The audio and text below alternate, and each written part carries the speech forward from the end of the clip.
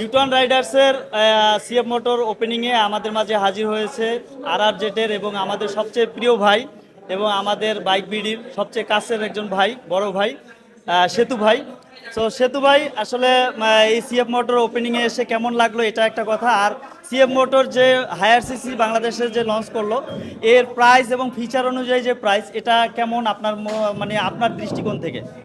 আচ্ছা, ব্যাপারটা হইতেছে যে প্রথম ব্যাপার হইতেছে নারায়ণগঞ্জে শোরুম ওপেনিং এ নারায়ণগঞ্জের এত বাইকার আসবে এই জিনিস আসলে এক্সপেক্ট করি নাই আমি নর্মালি যেটা ভাবছি যে আচ্ছা ঠিক আছে একটা শোরুম ওপেন হবে, আচ্ছা যাই শোরুমে যাব, দেখে আসবো কেমন কি করছে। কিন্তু আইসা সবচেয়ে বেশি অবাক হয়েছি নারায়ণগঞ্জের সকল বাইকাররা যে এখানে আসছে এবং ঢাকা থেকে বাইকাররা আসছে, সবাই মিলে যে আন্তরিকভাবে সুন্দর একটা অনুষ্ঠান করছে। এমনিতে অনেক গরম, জানেন, এই গরমের মধ্যে সবাই একসাথে সময় দিয়ে অনুষ্ঠানটা করছে, এটা ভালো লাগছে। এই মহব্বতটা আসলে আমরা চাই বাইকাররা।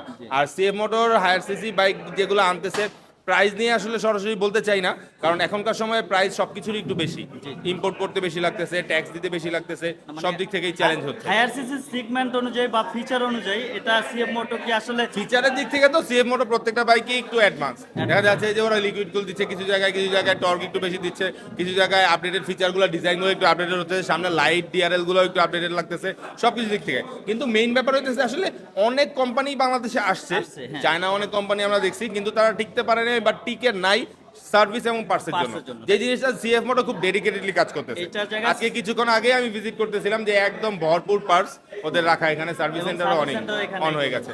তো আমাদের এক্সপেকটেশন থাকবে যে সার্ভিসটা ভালো করে দেখ, তাহলে বাইকাররা ইনশাআল্লাহ ম্যানেজ করতে পারবে। তো আমাদের সবার পক্ষ থেকে সিএফ মোটর প্রতি আর কি শুভকামনা রইল। শুভকামনা রইল। জি, ধন্যবাদ। Thank you so much. Okay, ধন্যবাদ।